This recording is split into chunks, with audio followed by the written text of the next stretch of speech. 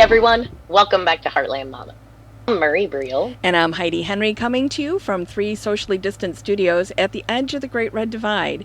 Today, we're continuing our candidate series. You can find previous interviews at Heartland Mamas, MAMAS.com, on all podcast platforms, YouTube, and of course on the Demcast USA network. So Murray, why don't you introduce our guest for today? Well, today we have someone from out in DeKalb. We Illinois. have DeKalb County board member and candidate for state representative in the 70th district, Paul Stoddard. So Paul is an educator by trade. He has been involved in his county party for 13, 14, 15 years. He helped to organize and unionize Northern Illinois University. Paul is just one of these really great guys, and he's running for the right reasons. And so, Paul, tell us a little bit more about yourself. Thank you. As you hinted at, I've made a career in education. I taught geology at Northern Illinois University for 29 years. As a scientist, I think was very important to me, and it's part of the reason why I'm running. When you're trained as a scientist, the main training is to look at things objectively, to see the world as it is, not as you wish it would be. You can try to make it as you wish it would be, but it is what it is at the moment, and that's the world we have to deal with. And I have seen through this administration in Washington and past administrations, people who try to define what the world is according to their ideology, and they don't deal with the reality. And this pandemic has shown us the tragedy that results or can result when you deal with the world as you want it to be, not as the way it is. And so, I'm running to try to bring a bit of reason back into the governing process, to try to bring a bit of fair play back in. Again, as a scientist, I know that you have to listen to people who disagree with you. Sometimes they have good ideas, even if you don't agree with them. And by pulling together ideas from disparate areas, you come up with the best answers. You come up with, in science, what we think is the closest to reality. In government, we come up with answers that are going to work for as many people as possible, because we're considering everybody's concerns. What we have now too often is a system where the majority party says, we're going to fight for our people, and we don't care about what the other side thinks. Right. And that's disastrous. Yes. At the national, in the state, one side has had the majority for a long time, and so they're pretty much going off and doing their own thing. I happen to be part of that, and so I like a lot of what they're doing, to be sure, but I think we could be doing better if we listen to the other side more. At the national level, it's just been terrible. We see the Democrats take over, and they do a lot of more progressive things. The Republicans come in, and the first thing this president has done is try to undo everything the last one did. And instead of moving forward, maybe veering to the left, veering to the right, but always moving forward, nowadays we're just dancing back and forth, and we're not going anywhere. Yeah. We shift to the left, we shift to the right, then we all stand up and fight. Yeah, but I agree. So, I don't claim to have all the answers to the policies. We're going to talk about issues later on, and I'm going to give you some of my ideas, and they'll be lacking in some areas because I don't have all the answers. What I advocate for is a process that allows us to get to the best answers, that recognize no one person, no one side, no one point of view is going to get it right by themselves. Yeah. We need input from everybody. We need to be listening to everybody. I've got a bunch of ideas to try to make it more possible to do that. That's why I'm running. That's wonderful. I think that's an amazing plan. What I really like is what you touched on a couple times as you're talking, and what we talked about during our pre-show. And I'm really compelled by your primary reason for running, and that is to change the culture and clean up Springfield. And the way that you're proposing to do it is that you've got several things that you think would make a big difference, both policy-wise and as far as campaigns go. But what really struck me is how you talked about power sharing. So you were on the DeKalb board, and when you came on, you guys were the majority party. And you came up with an idea that as the majority party, the committee head should be split equally. Or there's 7 committees, so at least 4-3. Where in the past, the part controlling party would have all of them and give 1 or 2 offshoots to the other party that wasn't in control. And I was so amazed, and I thought to myself, I mean, I asked you what, so if you could just tell that story and explain how you came to that decision. And I think it has to do with what you were talking about, using logic, using accountability, using people's feelings, Yes. using data, realizing that you have to get differing inputs in order to create the best situation. And like you said, from a scientific background, you approach it differently. And if you could let us know about that, I think our viewers would be like mind blown. I was. All right. So when I got on there, the DeKalb County Board recently has been pretty evenly split, 13-11, 11-13, 12-12. But whoever had the majority, even though it was by 1 or 2 votes, controlled all the committees. Or if they decided to, they could give a committee to the minority party to be magnanimous. And I've always thought that this was unfair. You see this in Congress, you see it in Springfield, you see it everywhere. Yes. One party has a 1-vote majority and they control everything. That doesn't reflect the voting public. That doesn't reflect the country. It doesn't reflect the state. So when I got on the board, one of the things I suggested we do is divide the committees up according to representation on the full board. So if the board is evenly split and or close to evenly split, and you've got 7 committees, give 4 to the majority, 3 to the minority. If it's a broader distribution, if it's 16-8, maybe you go 5-2. And if it's 23-1, maybe you go 6-1. It's tough to get a majority on that committee if it's 23-1 for the minority, but right. You do what you can. Yeah. But and it's not just the chairmanships or chairs of those committees; it's the majorities of those committees too. Yeah. And furthermore, it's not just that the majority party takes the 4 most important committees and gives the other 3 to the minority party. We actually alternate in choosing them.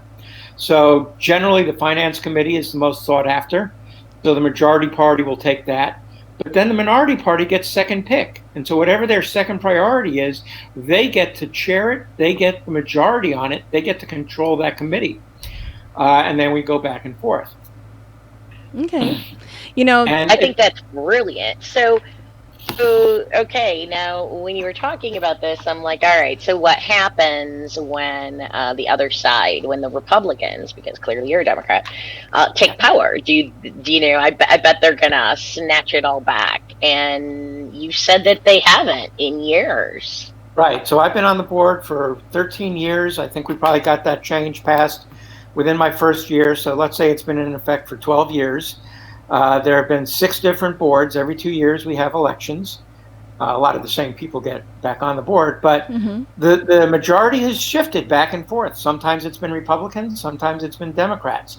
And I have never heard anybody suggest that we change that system of power sharing, because everybody recognizes that it's fair, and we know that we might be in the majority now, but they could be in the majority next time. And more importantly, it works. It does what it should do, which is it has reduced partisanship on the board to the point where, you can tell where somebody's going to vote based on a policy. Republicans tend to be for lower taxes and less regulation and all of that, and they vote that way, as you would expect them to. But we don't have this partisan bickering about otherwise neutral matters just because the Democrats or the Republicans want to win on an issue or want to get a certain person nominated to something. We very seldom have those discussions anymore. And it's because the minority party feels like they are part of governing. They have a say. They get to bring issues of importance to them to the full board for a public debate and vote. this is very, very important. Even if you know you're going to lose, to know that you can be heard, that you can make your case to the public in this type of forum is huge. And so the minority party is a full partner in the governing process, rather than an opposition party, rather than a group that is just trying to stymie whatever the majority wants to do. Right. And so this way they get input. We, as the majority, we listen to them, and we modify our proposals to try to address their concerns. And generally we arrive at decisions by consensus, not narrow party line votes. We very seldom have a narrow party line vote. So you don't have the ongoing power struggle. And I think we've seen this ongoing power struggle in Washington, and even in Springfield, especially under the previous governor, the power struggle was immense. And it was difficult to watch because the people, the voting public, the people that live in the community, the school kids, everybody gets caught in this trap, even though it's not where they wanted to be. And the accumulation of power has always been, at least in the last 30 years, been something that has, run our state, run our country.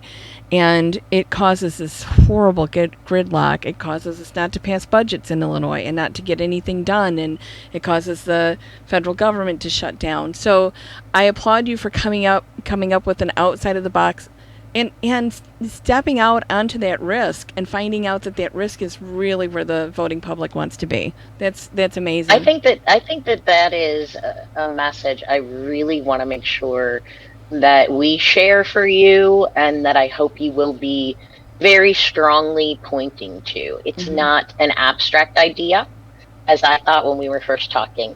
It is a proven idea that has worked. Right. And, granted, a county board is less intensive than the General Assembly. Oh, sometimes it is. But I think there are some really good things that you could bring down there. But now the question becomes, how do you, as a first state rep, a first-term state rep, because we know he's going to win, vote for Paul Stoddard for the 70th district. Tell all your friends and family. I'm going to give you a couple plugs here. But and that's Paul Stoddard, Stoddard. And I just want to make sure everybody knows. We have websites and Facebook pages. Yeah, okay. And what's your website? Website is stoddard4illinois70.com. So that's STODDARD, the number 4, Illinois70.com. Okay. And when Mr. Stoddard, when Representative Stoddard takes office in January, because you're all going to help, we're going to get him there.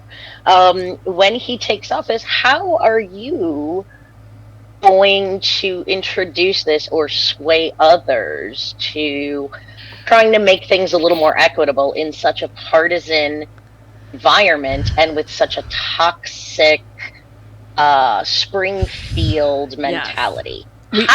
How are you going to be able to get them to pay attention? Well, there's a couple of tacks that we can take. First off, I know there are other people, like-minded people, already down there. Will Gazzardi, for example, from Chicago, he's talked about term limits on leadership positions, which is one of the points I've adopted. I've taken it. I think it's a good idea, so I'm Great. Borrowing it from him, giving him credit when I can. But there are people like that, and they're generally going to be, I suspect, younger people newer to the process who are still. I think everybody gets into politics for the right reason. They see something that needs to be fixed. They see something that needs to be improved upon, right? And they run to try to improve upon it. Mm-hmm. After a while, I think that's when people begin to get jaded. I understand that it takes lots of money, time, and connections, and favors, and things like that. Oh my gosh! To go up the ladder. Yeah. And so those folks maybe are a bit entrenched. To be honest with you, we actually passed all these ideas by the current speaker when we met with him back in December. He wasn't scared by any of them because he felt that as speaker he wasn't going to let any of them pass. But he went through. Do we expect anything different Different. from the But standard operating procedure? Well, let me finish up on your question. So, I mean, part of it is obviously, the Republicans in Springfield should be on board with this. Right. And the question is, can we get enough Democrats to really pressure leadership down there to seriously consider some of these changes? I think you have the right governor in place to have that be. And he might help. Yeah. I mean, but I think so too. Unfortunately, what we've seen is past governors of both parties not really been able to persuade the speaker to do something the speaker didn't want to do. And, sometimes that's very good. I'm thinking about budget crises in the not too distant past. Yep. And sometimes I think it can stand in the way of progress. But the other thing is, I am running in what has traditionally been a Republican district. And last time out, running on this basically same platform, became very close. We got within 3% of upsetting a Republican in a very Republican district. Right.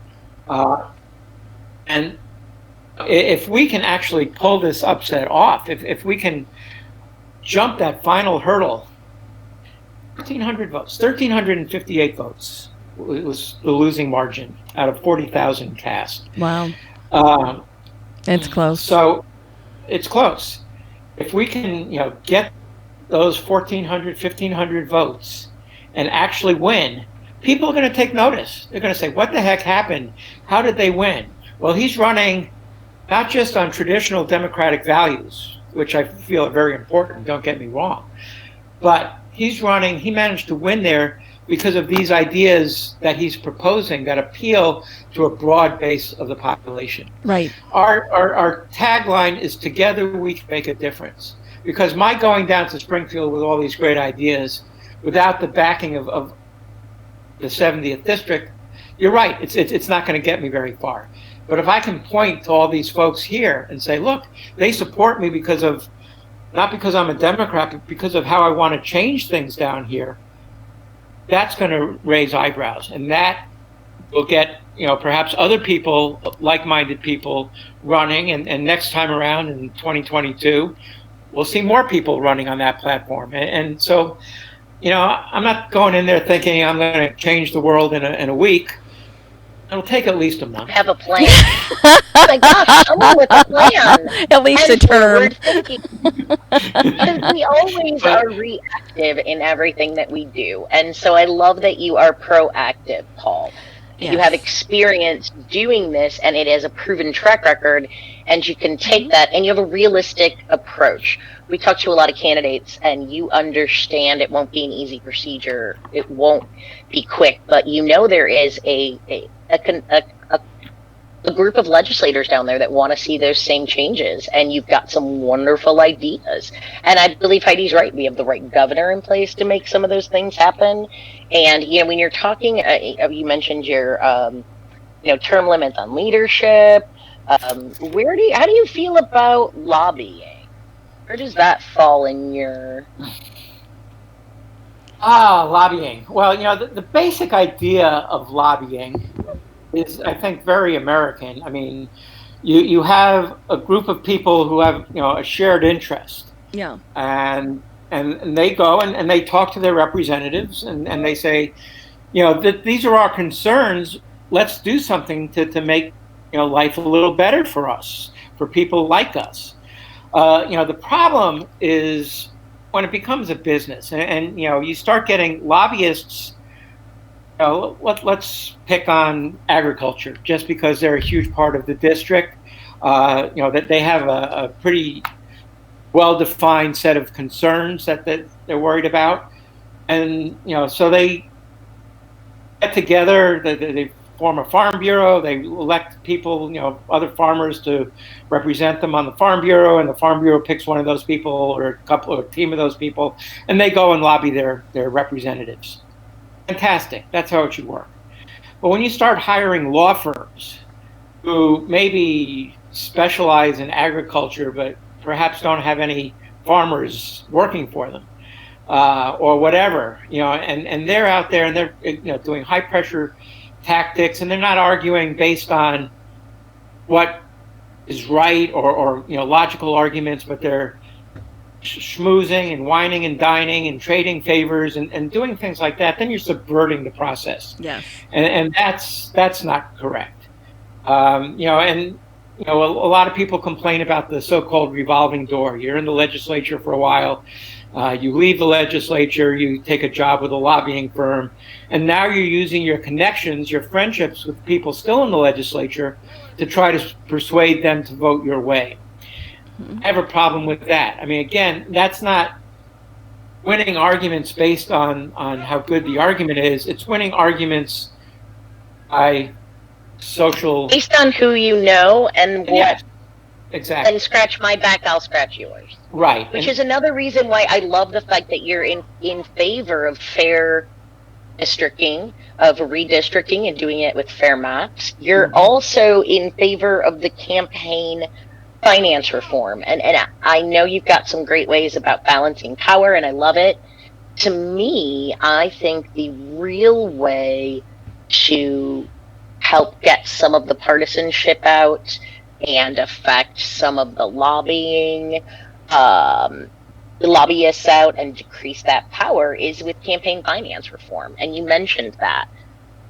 So I've got a couple of ideas about that. One, I'd like to see the vast majority of money spent in a campaign raised in the district that campaign covers. Yes. And this would severely limit state parties, for example, from dumping a ton of money into a race to beat somebody or defeat somebody else based on who is liked or disliked by people in charge.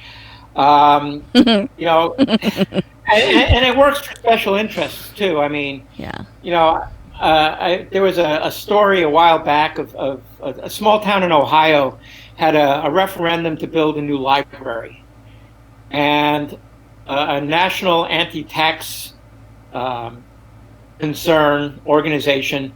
I believe they might have been funded by a pair of billionaire brothers, but I can't swear to that. Where there's only one brother left?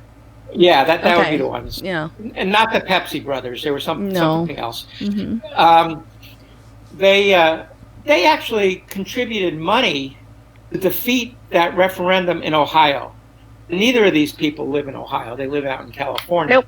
I mean, what business is it of theirs if some small... But they didn't like the idea that somebody could pass a referendum to raise taxes. I mean, this is crazy. So local politics needs to be done and funded locally. And so that's one of my things. The other thing that I've seen, and again, not my idea, New York City, I believe, already does this, is matching small donations. Give $25 to a candidate, the state matches that, not just at a 1-to-1 or a 2-to-1. New York City, I believe, matches at a 6-to-1 level. That $25 donation becomes $150. $100 donation becomes $600. Mm-hmm. This is why people who can't afford to give large money to campaigns can still make a difference. Right. And one of the beauty of the Bernie Sanders campaign and the Obama campaigns before that was the amount of contributions they got from small donors. Right. Small donors are the voice of the people. And right. They are. And I think it would behoove politicians and the government in general to, not just locally but federally, to reduce their dependence on organizations.